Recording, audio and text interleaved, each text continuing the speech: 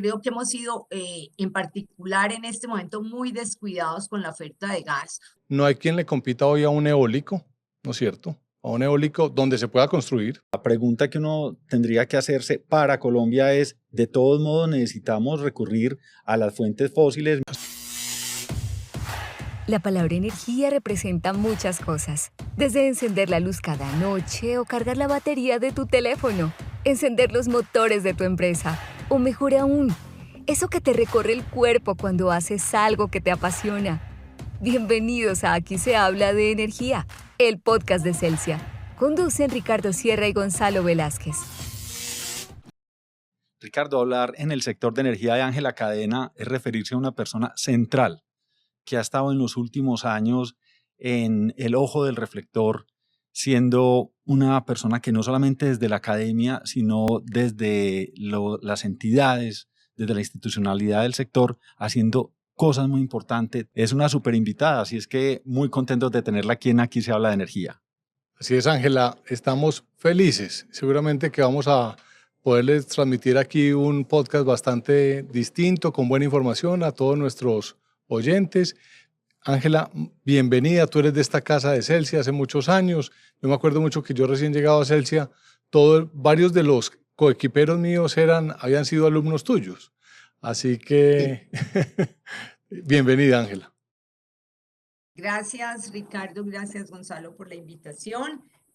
Pues atenta a escuchar sus preguntas o sus incitaciones para la discusión. Qué rico, Ángela. Y empecemos por la buena. Hablemos un poquitico de la matriz de generación. Se está hablando mucho de que la matriz debería ser 100% renovable. Hay gente que habla de que eso es posible y que deberíamos de tratar de llegar a eso. Un poquito tu opinión de que hacia dónde debería ir el país en materia de matriz, de balance energético, de producción de energía, un poquito tus reflexiones alrededor de eso y ahí empezamos la conversa. Miren, yo ahí creo que hay como dos puntos de vista que hay que empezar a encontrar. Uno es el nuestro, llamémoslo así, donde uno conoce cuáles son las particularidades del sector eléctrico colombiano,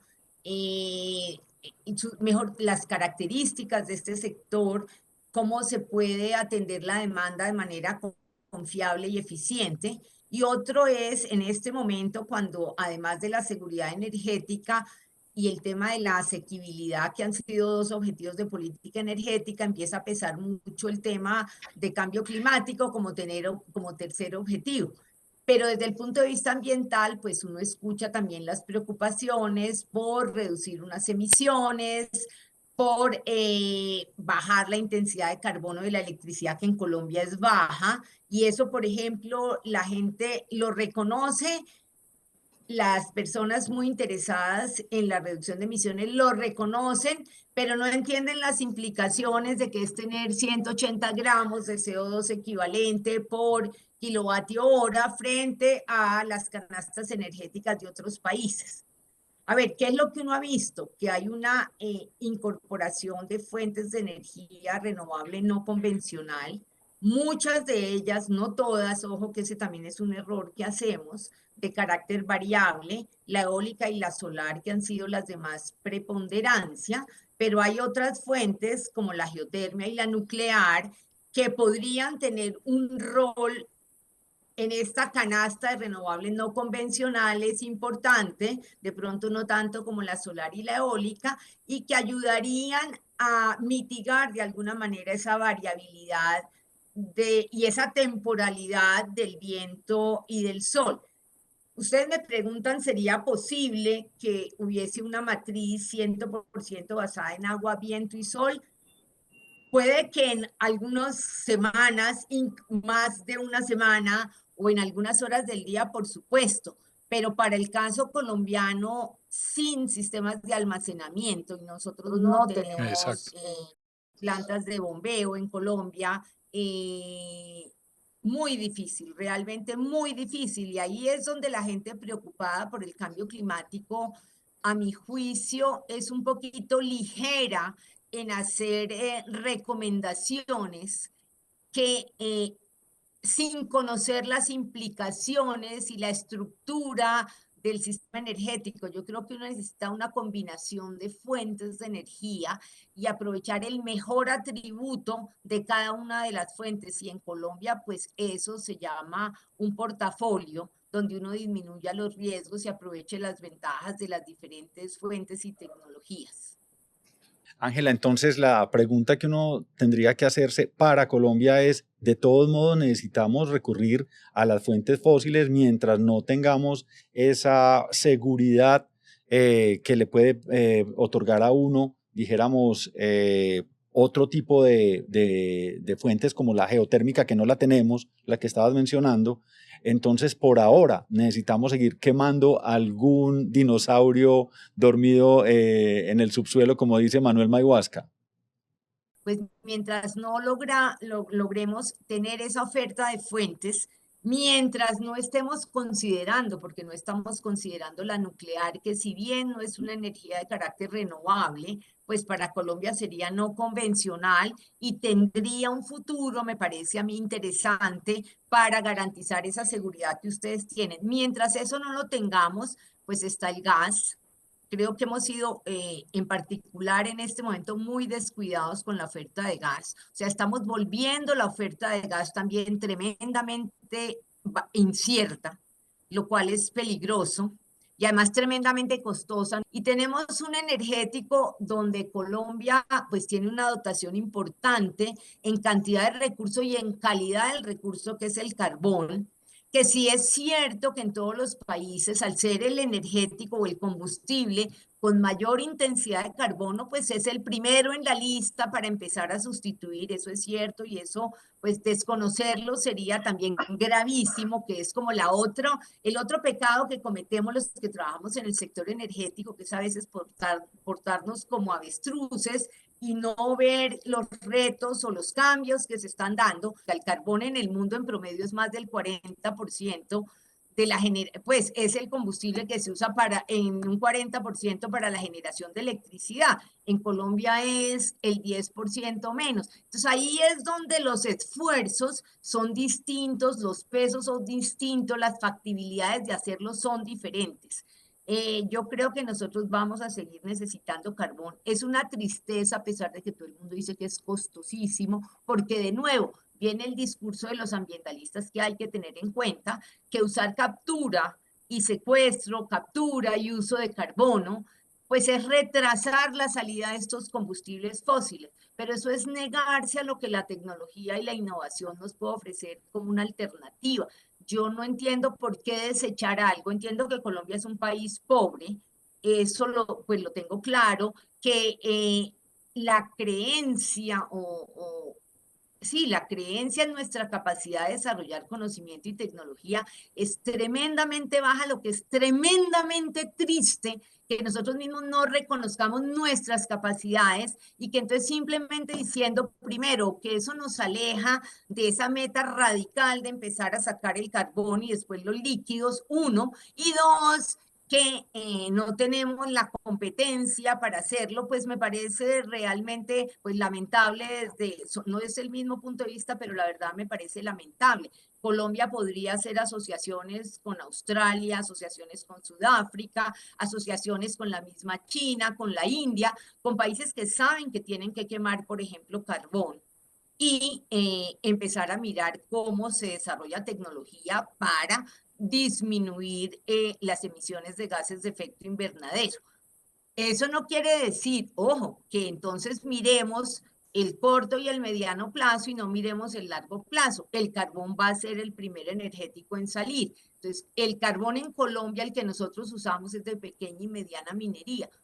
¿Cómo vamos a sustituir esos puestos de trabajo si vamos a tener una transición energética que en lo que yo reconozco que ha hecho bien este gobierno, además de quitar los subsidios a la gasolina, es decir, que la transición tiene que ser justa, eso lo ha hecho bien en mencionarlo, solo que no ha dicho cómo se va a hacer justa, pero yo creo que hay que preocuparnos porque los costos de la transición no recaigan de nuevo sobre los más vulnerables y de menos recursos. Entonces hay que preparar esa transición que no se acorta, pero a mí me parece absurdo negarnos a una realidad que es que necesitamos tener un portafolio de energéticos en la generación para garantizar la seguridad, ojalá a los menores precios posibles. Que ese portafolio quiere decir muchas tecnologías. Eso me parece absurdo. Ángela, voy a hacer como una especie de reflexiones sobre lo que acabaste de decir, partiendo de que la matriz colombiana es de las más limpias del mundo en el tema de generación de energía eléctrica, que lo mencionabas pues con la intensidad de emisiones de carbono por kilovatio hora producido, que es impresionante. Lo otro es, Colombia necesita seguir creciendo entre 500, dependiendo de a quién le preguntes, pero digamos que una cifra alrededor de los 500 megavatios adicionales de capacidad en el país. Entonces, si uno partiera de esta base, Ángela, esos 500 megavatios hoy, no hay quien le compita a solar, no hay quien le compita hoy a un eólico, ¿no es cierto? A un eólico donde se pueda construir, tenemos nuestros retos con Guajira, pero si aquí se pudiera construir, digamos, con tranquilidad y con el recurso que tenemos en la costa atlántica, muy bueno en la Guajira, extraordinario y regularcito a bueno en otras zonas de la costa atlántica o offshore, tendríamos, digamos que el crecimiento se va haciendo con fuentes renovables pero intermitentes. Entonces aquí entran cómo le metemos a la matriz confiabilidad. Entonces, imagínate que nosotros acabamos de terminar una ronda con inversionistas afuera y nos dijeron dos cosas muy delicadas. La primera es plantas de carbón cero, o sea, nadie financia plantas de carbón hoy, nadie. O sea, si uno está imaginándose un negocio de carbón, tiene que desarrollarlo a pulmón, pero fuentes de recursos de multilaterales o de bancos no existen para carbón. No existen tampoco para grandes centrales hidroeléctricas. Es muy complejo hacer grandes centrales hidroeléctricas. Las multilaterales están reduciendo las hidroeléctricas que tienen embalse, pues, o sea, yo creo que es un error grandísimo, las satanizaron y completamente ese fundamentalismo ambiental está generando que un gran recurso que tiene Colombia, que son montañas y ríos, no se pueda seguir utilizando en el futuro. Pero no entremos en ese debate. Entonces, tenemos una matriz de las más limpias del mundo, la posibilidad de que la expansión que necesitamos hacer para seguir creciendo sea con fuentes renovables, pero ¿cómo le damos confiabilidad? Nos va quedando geotermia en Colombia, difícil, pero las nuevas tecnologías de geotermia que estamos viendo, Ángela, que es una maravilla, y Gonza, son una maravilla porque son geotermia de alta profundidad, entonces encuentran calor prácticamente en cualquier sitio del mundo. Están desarrollando técnicas de perforación que están permitiendo con buen éxito. Yo creo que esa es una tecnología que va a estar disponible en la próxima década, en donde vamos a poder tener geotérmica distribuida, que es la gran apuesta. Pero esperemos a que llegue. O sea, eso va a faltar, no va a ser tan automática. La otra es el almacenamiento.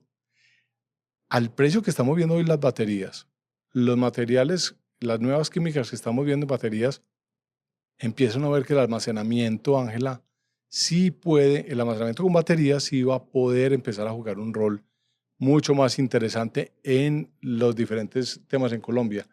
El precio que estamos empezando a ver nosotros en granjas solares, ya estamos metiéndole a la gran mayoría de las cotizaciones que estamos haciendo para clientes el componente de almacenamiento y empieza a cerrar con los precios actuales que esperamos que sigan cayendo en el futuro. Entonces, cuando uno mira esa matriz creciendo en renovables no convencionales, hay pero esperando que tecnologías nuevas puedan dar la confiabilidad, es un pecado, como tú lo dijiste, un pecado dejar enterrado el gas en Colombia.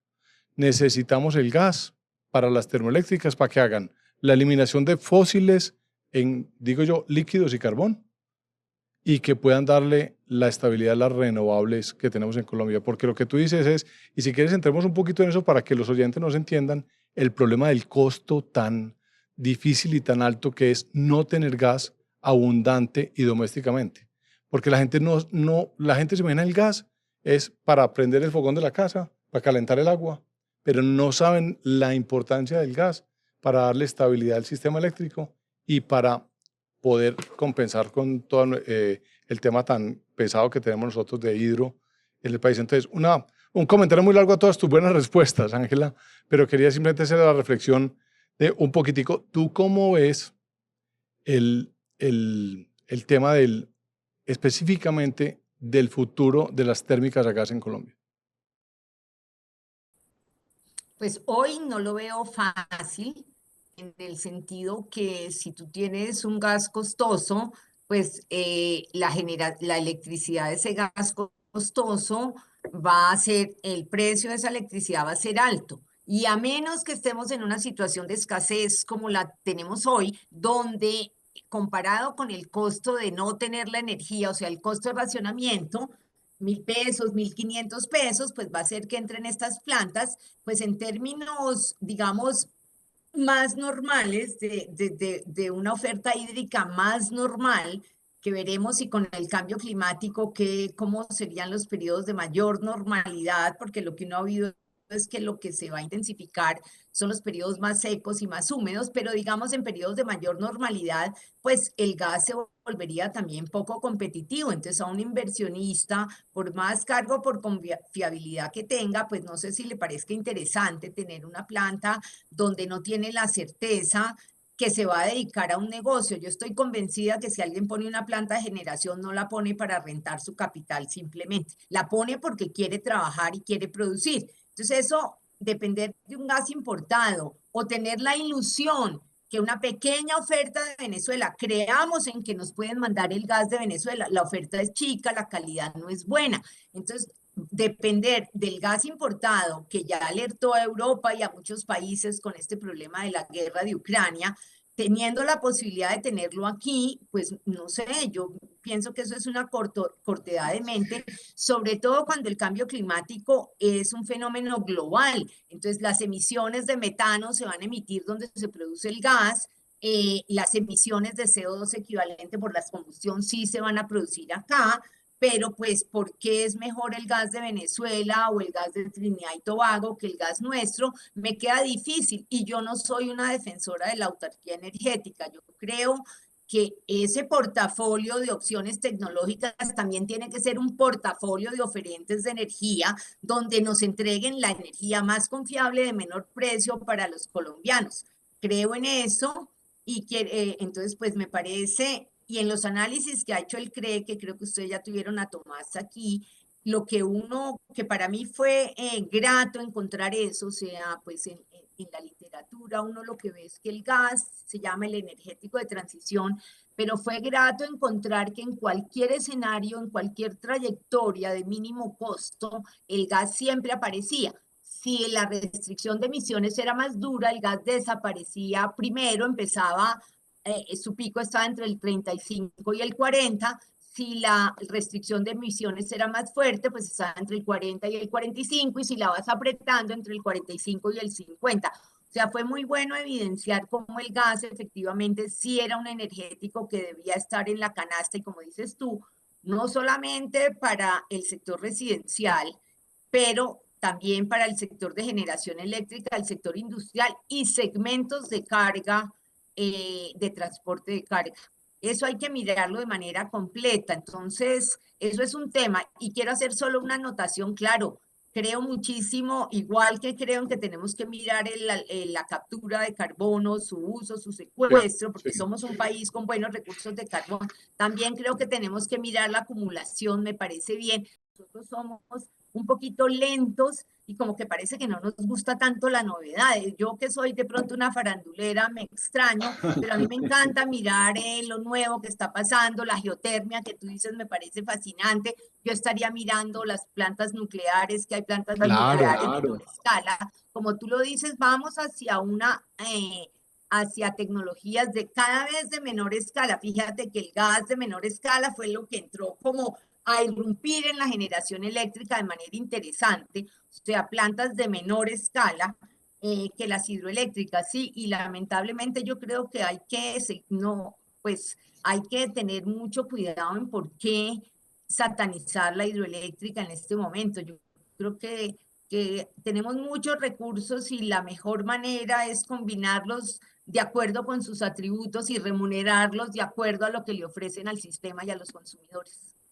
Ángela, pues para ir cerrando esta primera parte de generación, yo creo que es fundamental ese mensaje de ese portafolio rico, aprovechando los atributos más importantes de cada uno de los recursos energéticos. Creo que en Colombia los tenemos, están disponibles y como tú dices, pues no tiene sentido dejarlos sin explotar, sabiendo que tenemos un país que necesita cada vez más electricidad para seguir en sus metas de desarrollo. Bueno, sigamos ahora con la otra cadena, con el otro eslabón de la cadena, la transmisión. ¿Cuál es el papel de la transmisión? ¿Cómo estamos en transmisión? Y creo que aquí lo hemos dicho mucho, sin transmisión no hay transición. ¿Tu perspectiva sobre esa parte, Ángela? Poquito difícil y decepcionante, yo que estuve en la UME, que me cuentan que todavía hay obras de mi época que no han entrado en operación, pues realmente de verdad decepcionante, pero bueno, si uno empieza en la historia, la transmisión que permite conectar la oferta con la demanda, antes la demanda estaba cerca a las fuentes de oferta, la transmisión permitió que uno aprovechara recursos que no necesariamente coincidían con la demanda, que estaban en otro lado, y que la demanda no se tuviera que mover de sitios donde estaban las fuentes de oferta, pues eso fue grandioso hace muchísimos años. Cuando hicimos el mercado eléctrico, uno menciona mucho las plantas de gas y la importancia de tener, como yo lo decía, menores escalas con un costo medio. Interesante, pero yo creo que el verdadero posibilitador de la competencia es la transmisión. Entonces, pues es evidente, y yo creo que para todo el mundo es evidente, tenemos los recursos eólicos en Colombia, los mejores recursos eólicos, dicen, de los mejores del mundo, en donde no necesariamente coincide la demanda. Y por ejemplo, tristísimo que algo como Colectora, que era todo un experimento, yo me acuerdo, yo no soy católica, pero podría decir si lo fuera que me eché 10 bendiciones cuando pusimos en el plan de expansión del 2014 Colectora. Eso era como una demencia, como una locura decir, ¿cómo hacemos para conectar todos estos recursos eólicos? Y yo recuerdo que hubo una reunión de CRE que casi no empieza y obviamente como casi no empieza, casi no termina. Como yo soy un poquito acelerada, pues me salí muy cerquita a haber empezado y ya se fue el plan de expansión con Colectora, pero miren, esto es 2014. Qué ineficiencia la nuestra para poner en marcha cualquier proyecto, es aterrador. Entonces ahí, ¿qué es lo más triste? Donde los ambientalistas deberían unirse, donde uno esperaría que el conocimiento de muchas de las personas que están hoy en día en las entidades de gobierno nos hubiera ayudado a desempantanar esto, es que estas plantas de solar, sobre todo la solar y la eólica, tienen unos periodos de construcción mucho más pequeños. Si hay algo, además de los problemas ecológicos, de biodiversidad, que uno teme con las hidroeléctricas, son los largos periodos de construcción de una hidroeléctrica, son largos y hay entonces muchos riesgos. Pero plantas solares que podrían tener un periodo de construcción de un año, o sea, un time to EBITDA muy cortico, empezar a producir muy rápidamente, pues estamos viendo una imposibilidad absoluta y que no hace prácticamente ninguna diferencia con una tecnología convencional. Entonces ahí igual la transmisión, no tener la transmisión lista, pues también me parece tristísimo lo que está pasando en La Guajira, lo que puede pasar en Bogotá, como les decía, con líneas de Chivor y Chivor Norte, Sogamoso, pues uno se queda un poquito pasmado. Ahora, yo creo que en la transmisión vale de nuevo y pues creo que ISA y muchas empresas están interesadas y yo creo que tampoco hemos sido tan innovadores. O sea, cuando yo llegué a la UME, pues mucha gente tenía ideas de repotenciar líneas, tenía idea de utilizar ya corredores que existían, tenía propuestas de subir los niveles de tensión de 500 kilovoltios a 750, había la idea de usar los fax y usar otro tipo, los SBCs, había la idea de usar después los fax a nivel de distribución, había la idea de usar baterías, que pues ya cuando se adjudicó esta batería creo que no ha entrado en operación tampoco, parece que ya no es la mejor solución, entonces tenemos que ser como considerar otro portafolio de opciones, porque no vamos a tener todos los territorios. La oposición de las comunidades a las líneas de transmisión, pues yo la viví, es grande, es importante, no quieren que pase por sus terrenos, que uno pueda entenderlo, pues no es lo ideal, pero entonces ahí también hay que ser muy creativos para no necesariamente pensar que la solución es nuevas torres de transmisión, nuevas líneas, sino teniendo en cuenta todas estas restricciones que no son solamente colombianas, creo que están pasando en todos los países del mundo, pues a ver cómo salimos adelante. Es que mire, ¿dónde están los países y Colombia se está urbanizando? Entonces, ¿a dónde hay que llegar? A Bogotá, ¿a dónde hay que llegar? A Medellín, a Cali, a Bucaramanga, a Cartagena, a Barranquilla. Ahí es que hay que llegar y con qué hay que llegar, con líneas y con torres. Y pues no gusta mucho y es difícil llegar, entonces hay que hacer del lado de las empresas nuestras lo más creativos posibles, pero también hay que tomar decisiones, pues creo que va a tocar mirar la cosa de manera diferente y saber si las obras, por ejemplo, se pueden sacar licenciadas en la UCME. Así es, creo que tocaste varios temas que son súper interesantes, Ángela. Los cuellos de botella que está generando transmisión, para darles algunas ideas a los oyentes, cuando un proyecto solar está buscando dónde conectarse, supongamos que encuentran primero que todo una tierra interesante que en el país está lleno de tierras que tienen buena radiación. El problema es dónde conectarse. Está en la demanda de puntos de conexión que ya está completamente copada la disponibilidad, no sé, para la próxima década. O sea, porque hay listas de espera en prácticamente en todas las subestaciones del país para conectar proyectos en la medida que se vayan desarrollando, o en los planes de expansión, ya todo el mundo está haciendo fila para irse metiendo con proyectos de generación. Entonces, es una necesidad enorme que la transmisión en este país se pueda desarrollar más rápido, mucho más rápido, y tocaste unos temas que están de moda, porque no es solamente un problema colombiano. El problema de transmisión es un problema que pasa en prácticamente Mundial. todos los países. Y está todo el mundo hablando de las tecnologías de mejoramiento del desempeño de los activos actuales. Entonces tocaste una, yo no sabía que había eso en la UME antes, pero mira, lo de No, lo de me la lo repotencia. propusieron, pero no lo pudimos hacer. Es que por más de que uno esté en la UME, no es que uno pueda hacer todas las locuras que quiera, Ricardo. Así es, Ángela. Y no, pero tocaste una muy buena. La repotencia de líneas me parece a mí importantísimo. O usar los corredores de una forma muy inteligente. Creo que ahí hay una conversación que hay que hacer con el ANLA para tratar de definir como un mínimo viable para uno poder meter dos líneas paralelas o meter nuevos cables o mejorar repotenciar. infraestructuras. Sí, porque eso definitivamente es una super necesidad. Y las baterías pueden demorar ampliaciones, pueden prestar servicios, no solamente para almacenar energía, sino para prestarle servicios a la red, que pueden ser muy complementarios. Hablaste de los FACTS, que es interesantísimo. No había escuchado, ¿cómo te parece, Ángela, lo de los 500 a 750? Esa repotenciadita, me pareció interesantísimo ese concepto. Creo que tenemos que ser más arriesgadistas. Así como dijiste, este sector estaba como anestesiado en probar nuevas tecnologías de generación y nos demoramos mucho para traer el tema solar acá. Creo que estamos todavía muy anestesiados en transmisión y tenemos que meterle la ficha a ese tema para tratar de mejorar, ¿no es cierto, Gonza? Así es. Ángela, una pregunta. Entonces, ¿cómo sería esa transición energética a la colombiana? Ya vimos este panorama de generación, también de transmisión, opciones que habría que mover el árbol para que se den un poco pensar por fuera de la caja, pero ¿cuál es la transición energética que le corresponde a un país que ya tiene tanto hidro, pero que tiene tantas expectativas de crecimiento, todos esos problemas de licenciamiento, comunidades, etcétera? ¿Qué es lo que nos corresponde hacer? A ver, yo voy a tocar como tres temas para ordenar y no confundir tanto. Lo primero, entonces, terminemos como la parte eléctrica, ¿no? Porque la transición sería energética, entonces es mucho más que la electricidad. Pero entonces el punto cero, digamos, el punto de partida es que es muy claro que en todos los países del mundo, y ustedes ya lo dijeron, la demanda de energía se está electrificando. Eso Sí. es como lo primero, eso es clarísimo. Entonces, la tasa de crecimiento de la demanda eléctrica es más alta que la tasa de crecimiento de otras demandas de otros energéticos, llámese combustibles, otros energéticos. Eso es muy claro. Entonces, primero tenemos que producir más electricidad.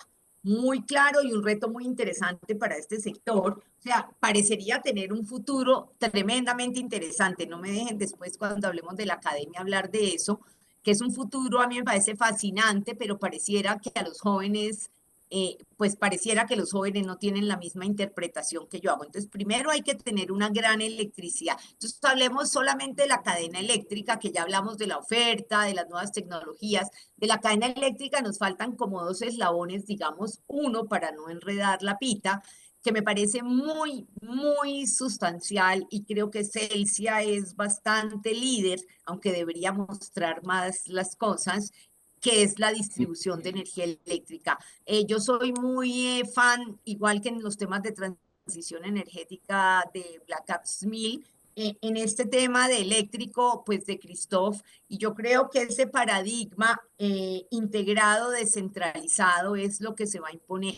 O sea, se va a imponer, pues sabemos, ¿no es cierto? Entonces tenemos la descentralización, la digitalización, son dos temas que están ahí pendientes. Esta industria se tiene que digitalizar al máximo y se va a descentralizar. Entonces la distribución de energía eléctrica termina siendo el vehículo para que esa nueva red, que ya no va a tener flujos unidireccionales, sino flujos bidireccionales, con nuevos agentes, con nuevas maneras de transar energía, sea una posibilidad. Ustedes decían que las tecnologías se van a volver cada día de menor escala, entonces eso hay que considerarlo. Ustedes decían que había dificultades para conectar grandes proyectos solares y eólicos en la red de transmisión y subtransmisión probablemente.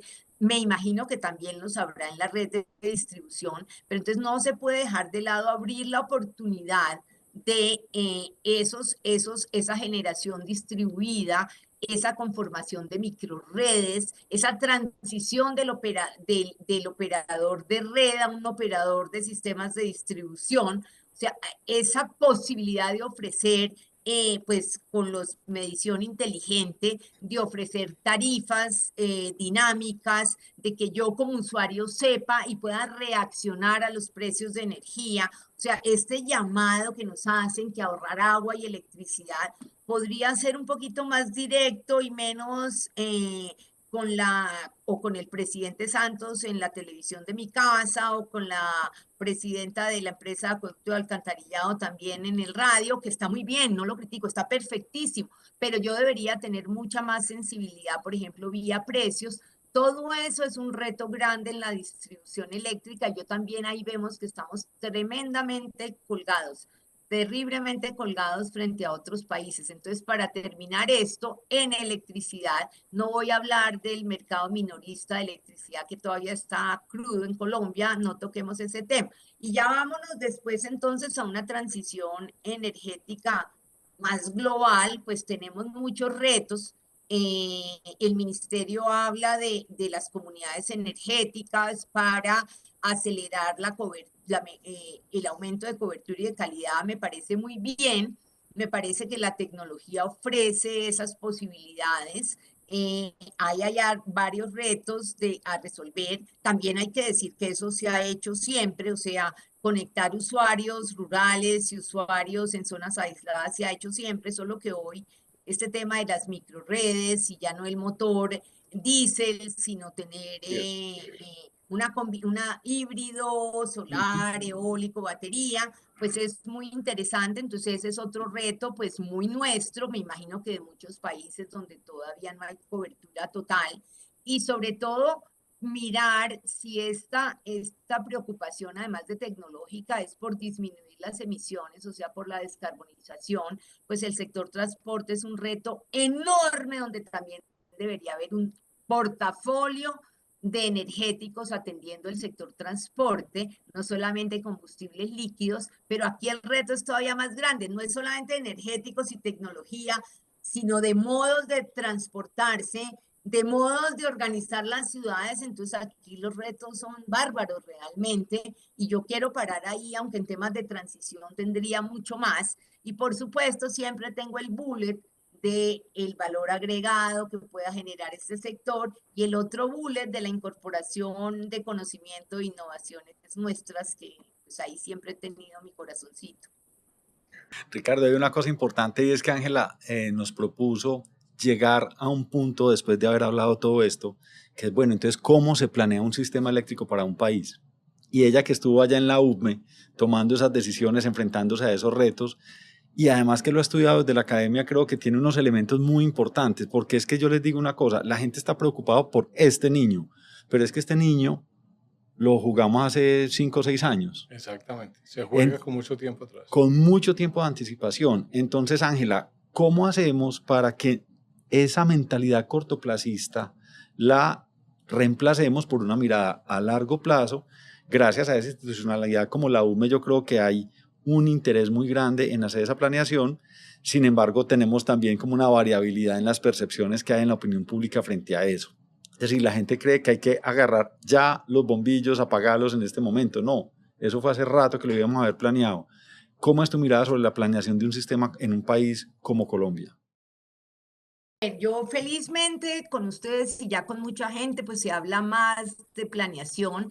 Yo todavía tengo como la pequeña heridita cuando cuando se transformó el sector, que los que creían tremendamente en la competencia decían que no se necesitaba planeación. Me parecía pues un absurdo total, la verdad, y me parecía una discusión inoficiosa como la de ciencia básica o ciencia aplicada. Planteamos muchas discusiones inoficiosas. Lo que pasa es que la planeación tiene que cambiar, ¿no es cierto? De acuerdo en el esquema al que haya que responder. Me parece que Colombia fue una afortunada en dejar la unidad de planeación minero-energética. Brasil muy recientemente ha montado su esquema de planeación. Chile también, porque nos vinieron a preguntar.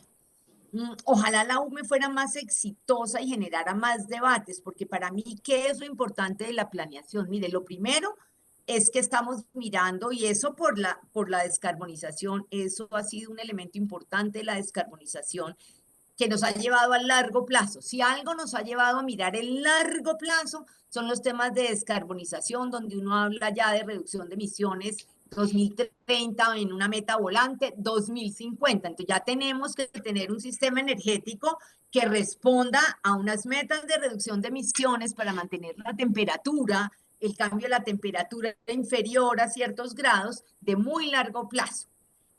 Pero, ¿qué es lo que uno está viendo? Pues cuando uno habla del muy largo plazo hay muchísimas incertidumbres. Todo lo que uno tiene sobre la mesa casi son incertidumbres en el largo plazo. Entonces, eso le da esa connotación a la planeación de largo plazo, que es hacer escenarios.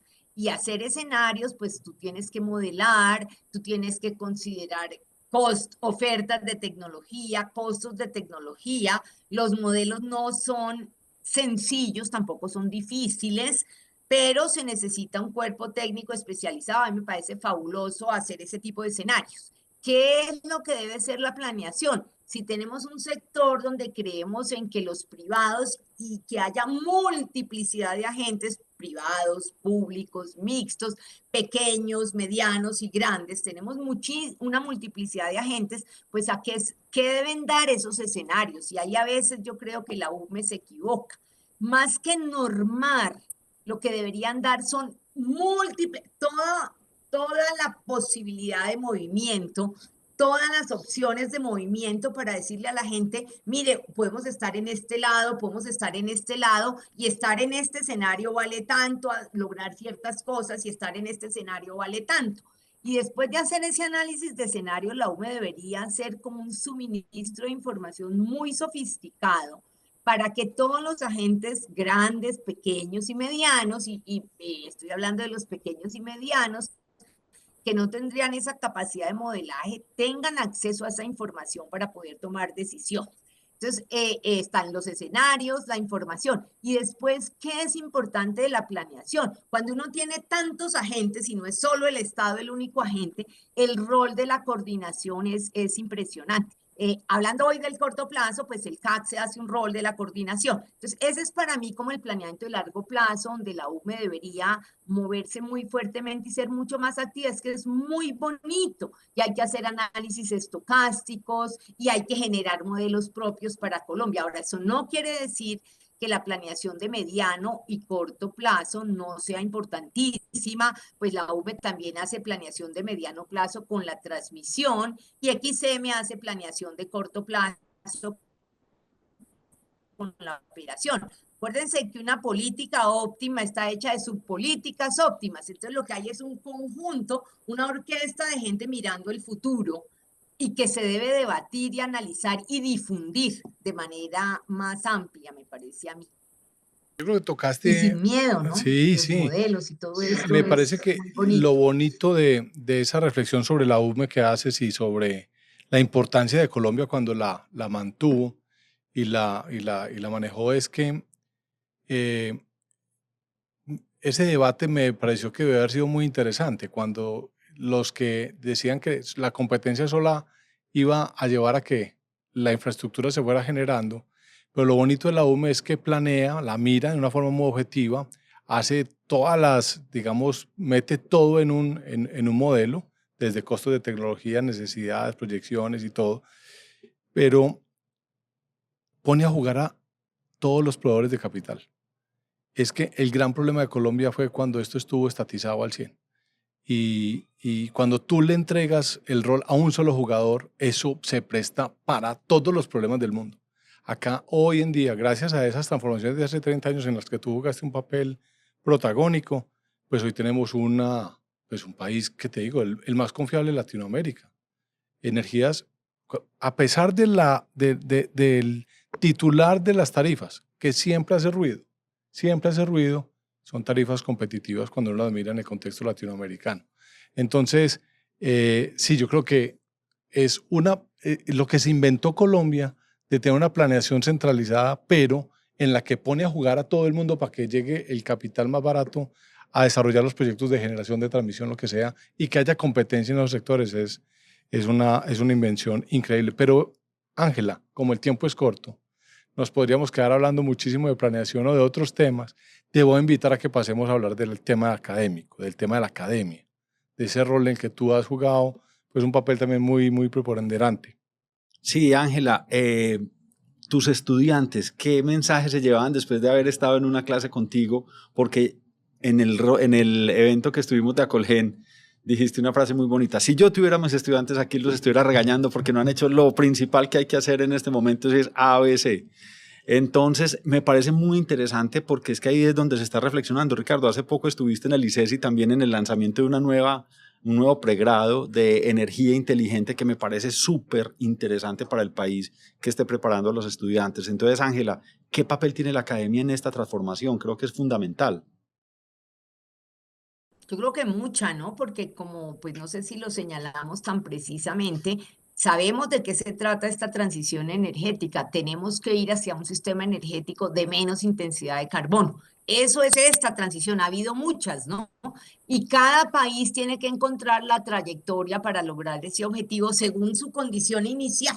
Digamos que la condición final podría ser muy similar, también hay que evaluarla, ¿no es cierto? No hay que copiar la condición final de todo el mundo ni nada, porque la condición final la podríamos alcanzar. India dice que va a alcanzar su reducción de emisiones en el 2070, otros países dicen que en el 2040, entonces eso también el punto de llegada, puede que todos queramos el misma meta en el cambio de la temperatura que se traduce en las emisiones que se pueden acumular, pero pues también la ventana de tiempo en la que se va a lograr. Entonces las trayectorias son diferentes. Entonces cada país tiene que mirar cómo hacer esta transición y le pertenece a cada país. Entonces desarrollar una capacidad es básico. Yo soy muy satisfecha de los estudiantes que formé.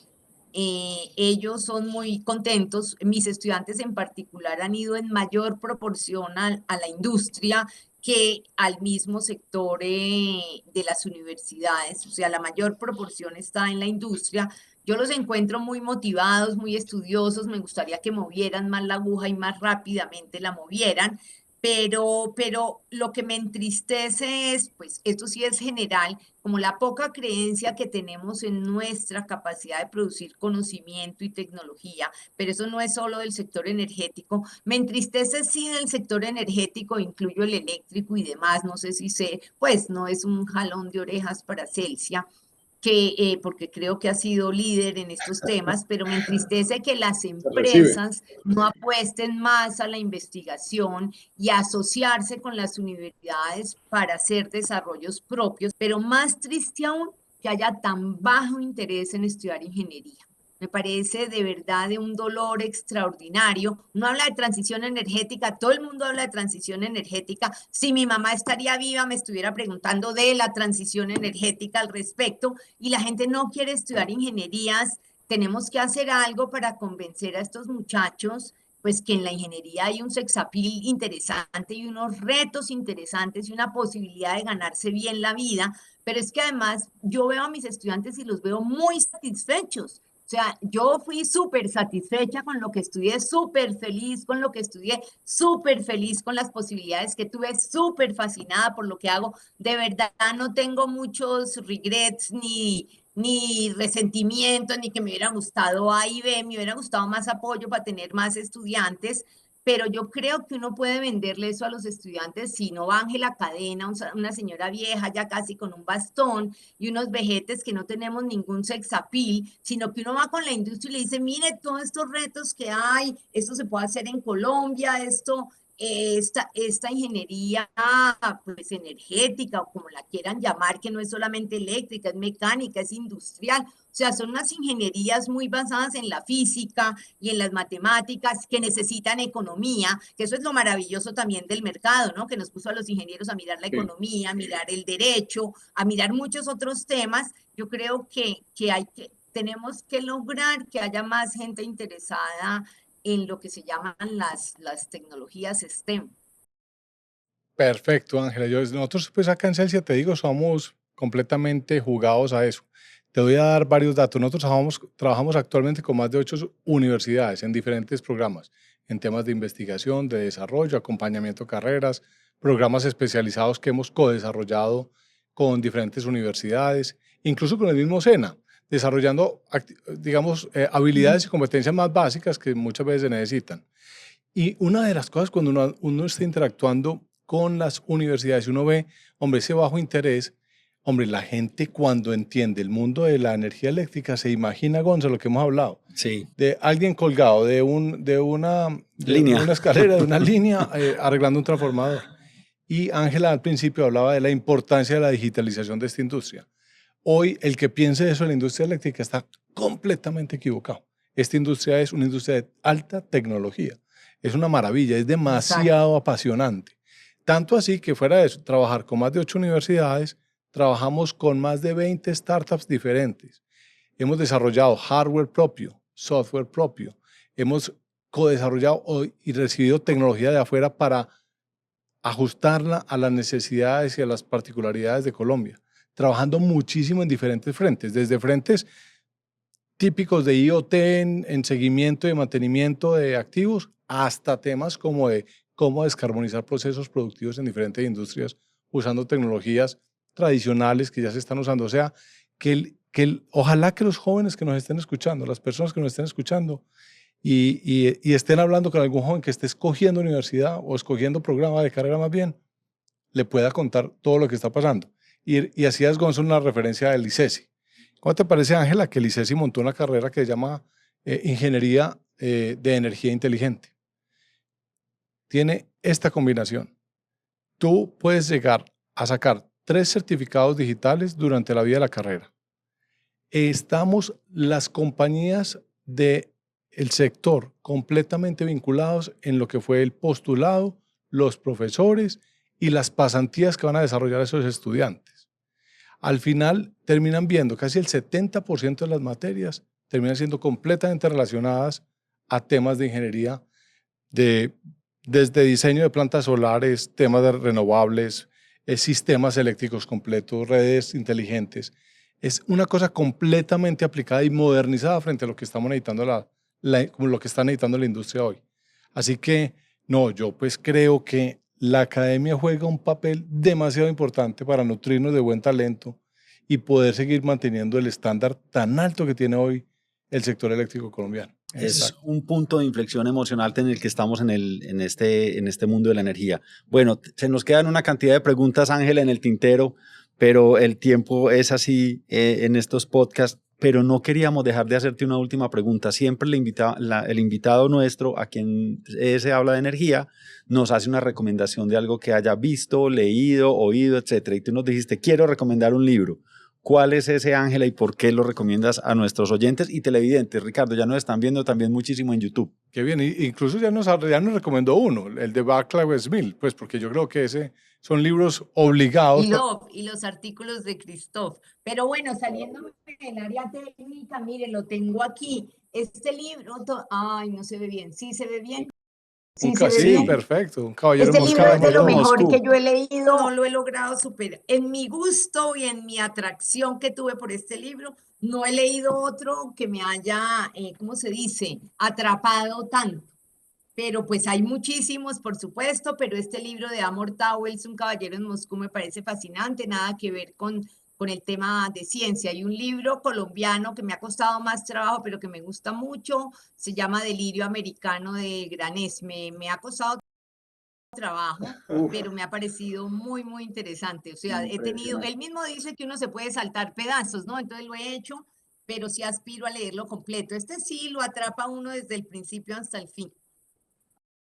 ¿Y de qué se trata? ¿De qué se trata? Sin hacer los spoilers de que, ¿cuál es el tema del libro, del Caballero en Moscú? Un conde que estaba condenado a muerte por los bolcheviques y pues por un giro del destino, como dice aquí, termina viviendo en un hotel. Entonces la vida de un conde en un hotel en el tiempo de los años 20 y 30. Me parece fascinante el libro realmente, y el escritor es muy, muy bueno. Tiene otro libro también que se llama Autopista Lincoln, creo que también es muy agarrador, pero este sí, para mí yo no lo he logrado superar. Tenía por superar uno muchísimo más viejo, pero no se conoce en Colombia, que se llama Ilustrado, que tiene una escritura extraordinaria, pero ese sí no conozco que mucha gente lo haya, o por lo menos que haya atrapado a tanta gente como me atrapó a mí. Entonces, desde Ilustrado de Miguel Siyuco, que creo que es un filipino, de Amor Towels, Un caballero en Moscú, me han parecido dos libros muy, muy buenos. Y colombiano, como les digo, Delirio Americano.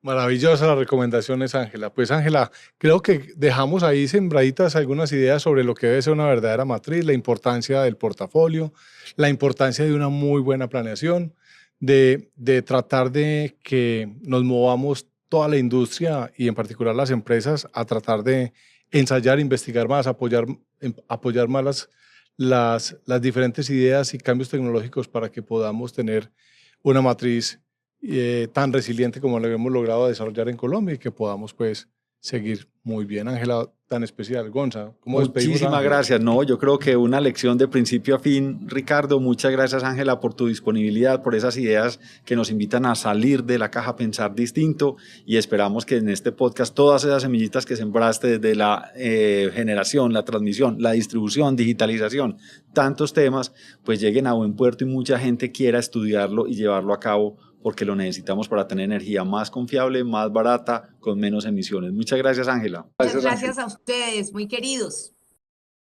Gracias, Ángela, y gracias como país, porque héroes como tú, silenciosos, que han estado en ese mundo tecnocrático que es tan importante para el país, son los que nos tienen acá. Entonces, te doy las gracias como colombiano. Imagínate además que yo estoy muy contenta, entonces eso es un win-win.